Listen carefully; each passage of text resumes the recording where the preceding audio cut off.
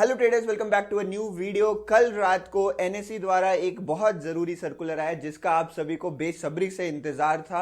इस वीडियो में उस सर्कुलर का डिस्कशन करेंगे, आपको विस्तार से बताऊंगा उस सर्कुलर में क्या है, हमारे लिए क्या इंपॉर्टेंट है।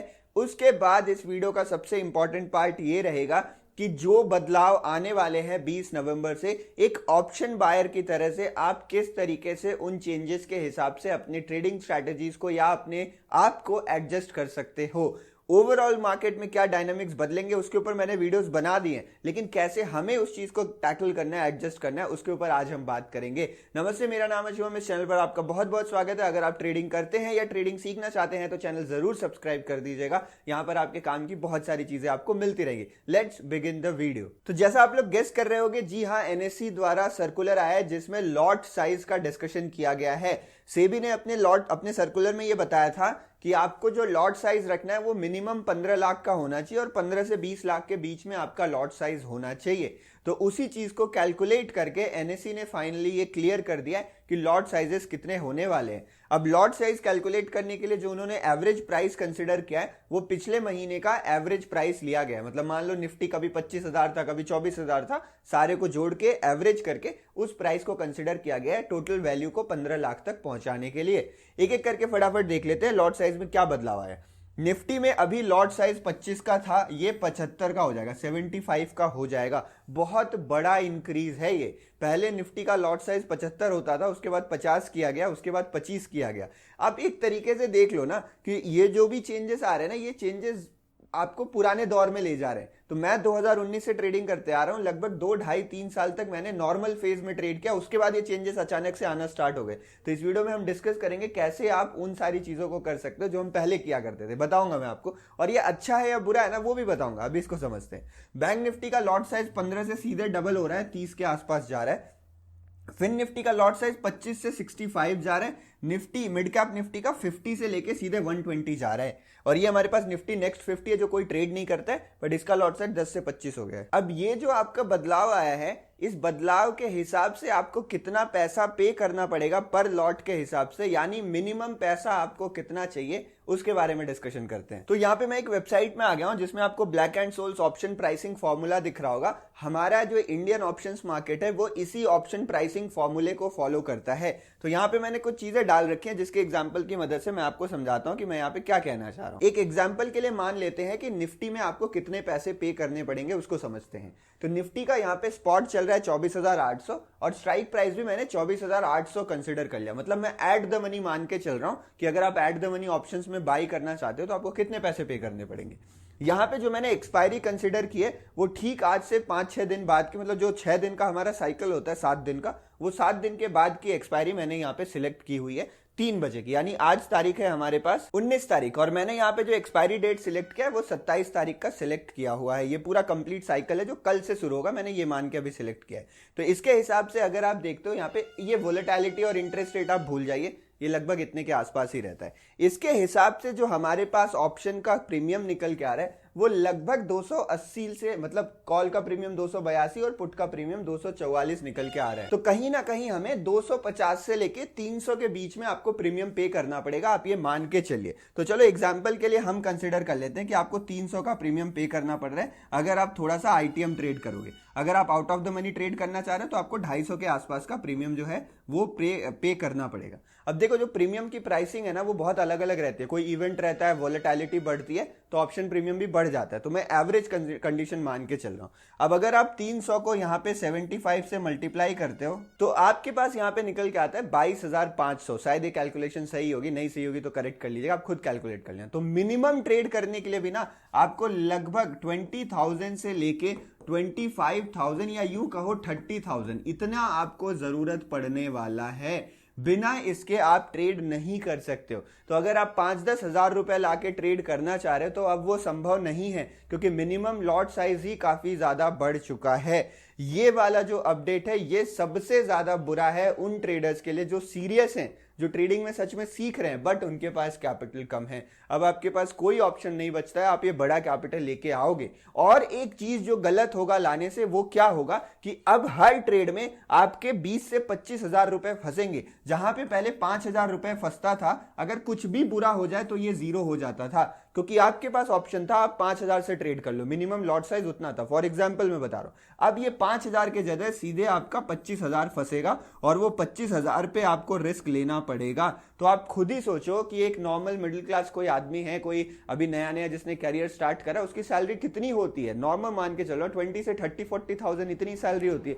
तो अपने सैलरी का आधा पैसा वो कैपिटल लगा के ट्रेड करेगा, और अगर कुछ गड़बड़ हो गया तो उसे कितना बड़ा रिस्क लेना पड़ेगा। तो एक तरीके से अब जो छोटे ट्रेडर्स हैं उनको मार्केट से कंप्लीटली बाहर निकाल दिया गया है। जो सेबी चाहती थी वो सेबी ने कर दिया। केवल एक ही चेंज है, ये जो रूल्स वाली चेंज आया है उसी से केवल। अब ये जो मैंने आपको पूरी एनालिसिस बताई ना कि 20 से 25,000 रुपए लगेंगे, ये मैंने आपको बताया वीकली एक्सपायरी के लिए। मतलब 20 से 25,000 रुपए लगा के बिना आप केवल निफ्टी 50 को ट्रेड कर पाओगे और आप यहाँ पे सेंसेक्स को ट्रेड कर पाओगे, बाकी कुछ भी आप यहाँ पे ट्रेड नहीं कर पाएंगे। अगर आपको मंथली एक्सपायरी ट्रेड करना है और महीने का आखिरी सप्ताह नहीं है, क्योंकि जब महीने का आखिरी सप्ताह होता है तो वो वीकली एक्सपायरी की तरह बिहेव करता है। बट मान लो कि आप 15 तारीख को ट्रेड ले रहे हो, 10 तारीख को ट्रेड ले रहे हो बैंक निफ्टी में, तो कम से कम आप मान के चलो आपको 40,000 से लेके 50,000 रुपए लगाने पड़ेंगे एक सिंगल लॉट खरीदने के लिए, क्योंकि प्रीमियम बहुत महंगे रहेंगे शुरू में। तो आप एक तरीके से मान के चलो, जो मैं अभी मान के चल रहा हूं कि 40 से 50,000 कैपिटल इज रिक्वायर्ड अगर आप प्रॉपर रिस्क मैनेजमेंट के साथ ऑप्शन ट्रेडिंग करना चाहते हैं। तो इससे कम में आपकी दाल नहीं गलेगी, आपकी बात नहीं बनेगी। अब अगर आप जबरदस्ती, क्योंकि देखो अभी भी कुछ लोग होंगे जो ट्रेड करेंगे, उनको आदत लग गई है या फिर वो अच्छा कर रहे थे, अब वो जबरदस्ती पैसे कम होने के कारण out of the money trade करेंगे, और out of the money trade करने से आपकी प्रोबेबिलिटी कम होने वाली है। आप ये बात मान लीजिए। तो एक तरीके से आप अपना ही नुकसान कर बैठोगे। भले ही आपकी एनालिसिस वगैरह सही होगी, ओटीएम में पैसे नहीं बन पाते, तो वहां पे आपको दिक्कतों का सामना करना पड़ सकता है। ये दिक्कत है। अगर आप इस दिक्कत को इग्नोर कर दे, एक बार के लिए भूल जाएं, आप ये मान ले आपके पास बहुत पैसे पड़े हुए ना, तब आप क्या क्या चेंजेस कर सकते हो अपनी ट्रेडिंग में, उसके बारे में डिस्कशन करते हैं, जो कि इस वीडियो का सेकंड पार्ट है। तो सबसे पहले मैं आपको बताता हूं कि आपको कितनी एक्सपायरीज मिलने वाली हैं। तो फॉर एग्जांपल कंसीडर करते हैं कि 4 वीक होने वाले, जो ऑन एन एवरेज 4 वीक हमारे पास होते हैं। हर वीक में आपको 2-2 एक्सपायरी मिलेगी, तो 2 into 4 ये हो जाता है हमारे पास 8, जिसमें एक निफ्टी 50 की रहेगी और दूसरी हमारे पास यहाँ पे सेंसेक्स की एक्सपायरी रहेगी। इसके सिवा जो आखिरी सप्ताह रहेगा ना, उसमें आपको हर दिन एक्सपायरी मिलने वाली है, जैसे अभी होता है। तो उसमें एक मिड कैप जोड़ लीजिए, एक फिन निफ्टी जोड़ लीजिए और एक एक्स्ट्रा यहाँ पर आप बैंकेक्स को ऐड कर सकते हो। तो 3 एक्सपायरीज यहाँ पे हो गई आपके पास, 8 एक्सपायरीज इस जगह पे आपके पास हो गए। तो यहाँ पर आपको कुल 8, 9, 10, 11 एक्सपायरीज आपको इन टोटल मिलने वाली है, जो आप ट्रेड कर सकोगे। ये क्यों बता रहा हूं? क्योंकि बहुत सारे लोगों ने अपनी स्ट्रैटेजीज इस तरीके से डेवलप कर ली थी कि वो डेली एक्सपायरीज ही ट्रेड करते थे, जो मैं बिगिनर को कभी सजेस्ट नहीं करता था। पहले भी बोलता था मत ट्रेड करिए, 2-3 इंडेक्स पकड़िए या फिर केवल निफ्टी बैंक पकड़िए और उन्हीं में ट्रेड करिए। तो एक तरीके से उनके लिए चीजें आसान होने वाली। बट जो केवल एक्सपायरी ट्रेड करते थे, उनको अपनी स्ट्रैटेजीज थोड़ी सी एडजस्ट करनी पड़ेगी। ये चीज क्लियर होने के बाद अब समझते हैं कि आखिर किस तरीके से हम ट्रेड कर सकते हैं throughout the week. 2 expiries को समझते हैं। तो ये मेरे पास यहाँ पे वीक के 5 दिन हो गए। अभी के हिसाब से हमारे पास थर्सडे को होगी निफ्टी 50 की एक्सपायरी और यहां पर होगी हमारे पास सेंसेक्स की एक्सपायरी। देखो सबसे बढ़िया क्या होता पता है, पुरानी जैसे सिचुएशन कर दी जाती, यानी निफ्टी बैंक और सेंसेक्स को रखा जाता, निफ्टी 50 को ना रखा जाता, क्योंकि ये दोनों सेम इंडेक्स हो जा रहे हैं, दोनों का मूवमेंट लगभग सिमिलर होता है। तो वहां पे हमें एडवांटेज नहीं मिल पाएगा। अगर निफ्टी बैंक रहता तो हमारे पास एक दूसरा सेक्टर रहता ट्रेड करने के लिए। मान लो निफ्टी 50 नहीं चल रहा है, क्या पता निफ्टी बैंक मूव कर रहा होता, तो वो सबसे बेस्ट सिनेरियो रहता। अब वो चीज तो नहीं हो रही, ये हमें अभी क्लियर हो गया। दूसरा जो चीज मैं चाहता हूं वो ये हो कि यहां पर इन दोनों एक्सपायरीज को एक साथ ना रखा जाए। अगर आप निफ्टी 50 को यहां बीच में डाल दोगे ना, तो ये सबसे बढ़िया रहेगा। तो मैं चाहता हूं कि निफ्टी 50 की एक्सपायरी वेडनेसडेज को शिफ्ट कर दी जाए, लेकिन अभी तक ऐसा कुछ भी नहीं हुआ है और शायद इतनी जल्दी ऐसा कोई सर्कुलर आए भी ना। तो हमारे पास जो सिचुएशन बचती है वो यही वाली बचती है। अब आप एक चीज समझने की कोशिश करिए कि डिफरेंस क्या आने वाला है, और ये चीज काफी ऑब्वियस है। आई थिंक आपको क्लैरिटी मिल जाएगी इस वीडियो को पूरा देखने के बाद। जिस दिन एक्सपायरी रहती है उस दिन 2-3 चीजें होती है। पहला क्या रहता है, उस दिन मार्केट में थोड़ी वोलेटिलिटी ज्यादा रहती है। दूसरा क्या होता है, आपको प्रीमियम थोड़े सस्ते मिलते हैं। आपको प्रीमियम थोड़े सस्ते मिलते हैं। और तीसरी चीज क्या है, because of gamma and delta और कम थीटा वैल्यू, उस दिन आपको मूवमेंट बड़ी मिल सकती है। आपके हीरो जीरो ट्रेड्स बन सकते हैं, 400-500% की मूवमेंट आपको मिल सकती है एक दिन के अंदर। तो वहां पर बड़े प्रॉफिट करने के चांसेस रहते हैं एक्सपायरी के दिन। अगर आप जैसे मान लो मंडे की बात करते हो, मंडे के दिन किसी की एक्सपायरी नहीं है ना, और एक्सपायरी काफी दूर है, तो मंडे के दिन आपको प्रीमियम भी महंगे मिलेंगे। मंडे के दिन अगर कोई मूवमेंट आ भी गई ना, तो ऑप्शंस में वो ट्रांसफर नहीं होगी उतनी ज्यादा। मतलब मान लो 100 पॉइंट के मूवमेंट में यहां पर अगर आपको 10% का प्रीमियम गेन मिल रहा है, 100 पॉइंट के मूवमेंट पे यहां पर आपको 15 से 20% का प्रीमियम गेन मिल सकता है, क्योंकि वहां पे गामा बहुत जल्दी ब्लास्ट करता है, स्पाइक करता है इस जगह।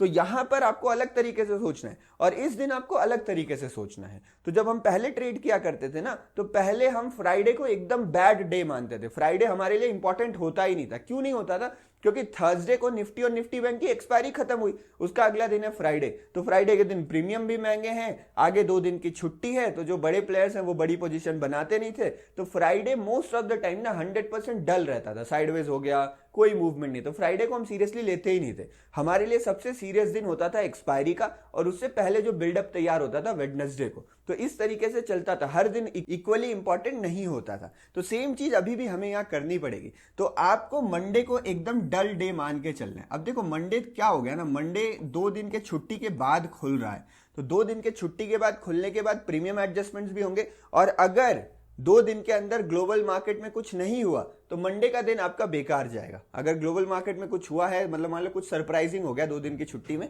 तो मंडे को आपको मे बी मूवमेंट मिल जाए। बट मंडे के दिन प्रीमियम आपको ज्यादा मूव नहीं करेगा, ठीक है? तो मंडे का दिन आपका नॉर्मल चलाएगा। ट्यूसडे के दिन सिचुएशन सही हो जाएगी, ट्यूसडे के दिन सिचुएशन ठीक हो जाएगी। वेडनेसडे को दिन आप प्रिपेयर हो, वेडनेसडे के दिन बहुत बढ़िया है, कोई दिक्कत नहीं। तो मेन जो आप बड़ा प्रॉफिट कर पाओगे ना, वो इन 3 दिनों में कर पाओगे आप, वेडनेसडे, थर्सडे और फ्राइडे। यहां पे आपको डबल एक्सपायरीज मिलेंगी बैक टू बैक, जिसमें आपका बड़ा प्रॉफिट हो सकता है। और वेडनेसडे के दिन निफ्टी 50 से एक दिन पहले यहां भी आपको बड़ा प्रॉफिट हो सकता है। तो 3 दिन आपके लिए यहां पे इंपॉर्टेंट दिन रहने वाले हैं। ट्यूसडे ठीक ठाक दिन रहेगा, मंडे डिपेंड करेगा सिचुएशन पे। मंडे के दिन आपको प्रीमियम मूव करते हुए नहीं नजर आएंगे। मार्केट बहुत ज्यादा मूव किया तब आपको कोई फायदा हो सकता है, अगर मार्केट डल रहा है तो आपको कोई भी फायदा नहीं होने वाला है। तो ये बेसिक सा एक डायनेमिक चेंज होने वाला है। दूसरी चीज क्या है, अब हमारे पास ज्यादा इंडेक्स नहीं है ट्रेड करने को। कभी कभी क्या होता था, मिड कैप मूव करता था, मैं मिड कैप में ट्रेड कर लेता था, फिर निफ्टी मूव कर रहा है, मैं उसमें ट्रेड कर ले रहा हूं। तो मेरे पास ऑप्शंस बहुत सारे थे, और अगर मैं थोड़ा एक्सपीरियंस्ड हूं तो मैं उन ऑप्शंस को सही से जज करके प्रॉपर जगह अपना ट्रेड प्लेस कर सकता हूं। बट अब आपके पास ऑप्शंस नहीं बचे, आप मंथली ट्रेड करने नहीं जाओगे, नॉट पॉसिबल। उतना महंगा प्रीमियम खरीदने का कोई मतलब ही नहीं बनता है। क्या पता लिक्विडिटी इतनी गिर जाए कि आपको ऑर्डर्स ही ना मिले, ये भी संभव है मंथली कॉन्ट्रैक्ट्स में, वीकली में तो कभी नहीं होने वाला वो। तो अब आपको एक चीज का ध्यान रखना है कि एक तरीके से अच्छा भी हो रहा है और बुरा भी हो रहा है। अगर आप वो चीजें एडजस्ट कर पा रहे थे तो आपके लिए बुरा हो रहा है, क्योंकि अब आपको अपॉर्चुनिटीज कम मिलेंगी। अगर आप नहीं कर पा रहे थे तो आपके लिए अच्छा हो रहा है। अब आपको केवल निफ्टी 50 का चार्ट देखने की जरूरत है। आप मत देखो बैंक निफ्टी का चार्ट, बाकी कोई चार्ट मत देखो, आप केवल निफ्टी 50 का चार्ट देखिए और उसी में प्लान करिए। तो अब ट्रेड करने के लिए ना आपको शायद ज्यादा स्ट्रैटेजीज लगेंगी। मतलब अगर आपके पास फिक्स नंबर ऑफ स्ट्रैटेजीज है और ज्यादा अपॉर्चुनिटी है तो भी आप पैसा कमा सकते हो। बट अगर आपके पास अपॉर्चुनिटी कम है, आपके पास एक ही इंडेक्स है, तो आपको अपनी थोड़ी सी यहां पर स्ट्रैटेजीज बढ़ानी पड़ेंगी। तो अगर आप कोई एक टाइप ऑफ ट्रेडिंग करते थे तो आपको उसमें 1-2 और सेटअप्स ऐड करने पड़ सकते हैं। मान लो आप ट्रेंडिंग मार्केट ट्रेड करते थे तो साइडवेज के लिए भी आपको सेटअप्स ऐड करने पड़ सकते हैं। नहीं तो आप ट्रेड करना कम कर दीजिए। अपने मार्केट्स पे जब आपको मिले तभी आप ट्रेड करें। हर दिन एक्साइटिंग नहीं रहेगा, अपॉर्चुनिस्टिक नहीं रहेगा, ये पहली बात है, ठीक है? और दूसरी मैं आप बहुत जरूरी बात बताना चाह रहा हूं कि एक्सपायरी का दिन ना मेक और ब्रेक हो सकता है आपके लिए पूरे पीएनएल की अगर आप बात करें, क्योंकि एक्सपायरी में आप फुल ऑल इन जाने वाले हो। तो मैं ये रिक्वेस्ट करूंगा कि शुरू के 2 महीने तक, कम से कम 2 महीने तक एक्सपायरीज में कभी भी बड़ी पोजीशन मत बनाइए आप, क्योंकि वो डिफरेंस समझने में, क्योंकि देखो अगर मेरे आज एक्सपायरी है, मैंने लॉस कर लिया, मेरे पास कल भी एक्सपायरी है दूसरे इंडेक्स की हो, लेकिन कल भी एक्सपायरी है, उसमें भी मुझे गेन्स ज्यादा मिल सकते हैं, मैं लॉस रिकवर कर सकता हूं। बट इसमें अगर मैंने एक्सपायरी में बड़ा लॉस कर लिया ना तो मेरे रिकवर नहीं होने वाले, मुझे 1 वीक साइकिल का इंतजार करना पड़ेगा वो लॉस रिकवर करने के लिए। तो 2 महीने तक हम थोड़ा मार्केट समझेंगे, बड़ी पोजीशंस का प्लानिंग नहीं करेंगे।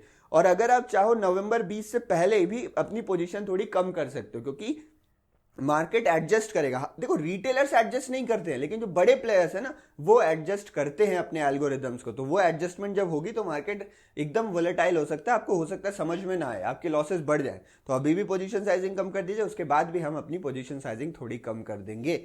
ये अभी मेरा इनिशियल ऑब्जर्वेशन है मार्केट को लेके। अगर सब कुछ चीजें सही रही ना तो जो मुझे पर्सनली लगता है कि मार्केट स्टेबल हो जाएंगे। तो अगर आपके पास पैसे हैं, आप टिक जाते हो, तो आई थिंक बेटर चांसेस है कि आप ऑप्शंस में प्रॉफिटेबल हो जाओ अभी अभी, क्योंकि गैम्बलिंग जैसा माहौल बन गया था, हर दिन एक्सपायरीज है। जो समझ पा रहा है उसके लिए गुड, बट बहुत मेजॉरिटी जनता के लिए गलत हो रहा था। तो अब चीजें सही हो सकती हैं। ये थी मेरी कंप्लीट एनालिसिस। क्या आपको चीजें समझ में आ गई हैं? कमेंट सेक्शन में जरूर बताइएगा। देखो, अगर आप ट्रेडिंग में नए हो और ये सारी चीजें सीखते रहते हैं तो आप हमारा फ्री कोर्स वगैरह भी ज्वाइन कर सकते हो। हमारा प्रीमियम एप्लीकेशन ज्वाइन करके उसमें बस आपको अकाउंट ओपन करना रहता है, एप्लीकेशन का एक्सेस आपको मिल जाता है, जिसमें आपको कोर्सेज फ्री में मिल रहे हैं और भी कोर्सेज वहां पे हम ऐड करने की प्लानिंग कर रहे हैं, तो उसको आप ज्वाइन कर सकते हो। फिलहाल इस वीडियो के लिए इतना ही। आई होप आपको चीजें समझ में आ गई होंगी। बिल्कुल भी परेशान मत होइए कि सर मैं क्या करूं, मेरे पास पैसे नहीं बचे। आपके पास अगर पैसे नहीं बचे हैं तो उसके लिए भी मेरे पास सॉल्यूशन है, जो मैं आपको आगे आने वाली वीडियोस में बता सकता हूं, अगर आप लोग चाहोगे तो। इस वीडियो में इतना ही। बहुत बहुत धन्यवाद वीडियो देखने के लिए। जय हिंद।